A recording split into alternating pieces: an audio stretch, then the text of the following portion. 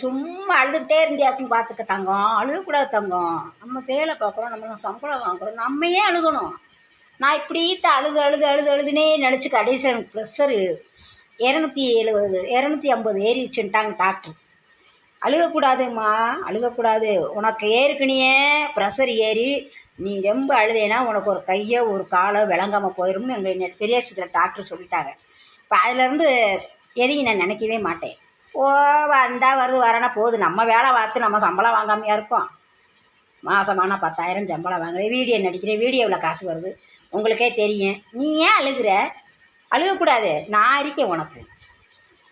Video பண்ணணும், 2 பேரும் video பண்ணுவோம், இல்லை காசு வரும், உனக்கு செலவுக்கு தரேன், வச்சுக்க. நீ அழுகக்கூடாது. நான் பேரெல்லாம் சொல்ல மாட்டேன், பிரச்சனை ஏறும். நீ ஏன் அழுகிற? அழுகக்கூடாது. என்னையை வச்சுக்க.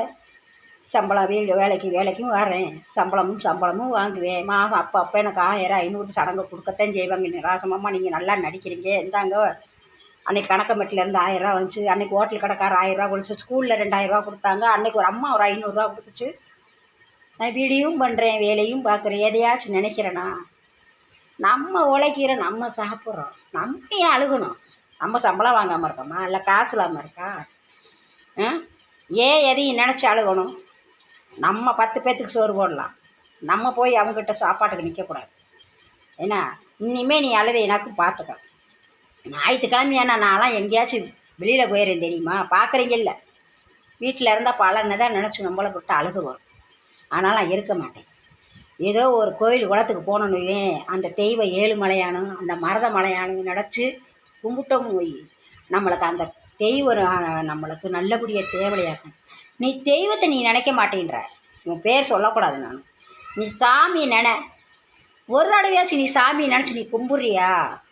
உன் பேர் சொல்லக்கூடாது. கும்பிடவே மாட்டேன்ற. அந்த மருத மலையானே இந்த ஏழுமலையை நினச்சி நீ தெய்வத்தை நினச்சி நீ கும்பிட்டு கண்ணீர் விட்டு நீ நொம்பலாப்பட்டாலும் தெய்வமே என்னை எப்படி இருக்குது கை கொடுங்க, அந்த தெய்வம் நீ நல்லா வைக்கும். நீ என்னெல்லாம் எவ்வளோ கஷ்டப்பட்டவ தெரியுமா? தங்கம், நான் அவ்வளோ கஷ்டப்பட்டவ.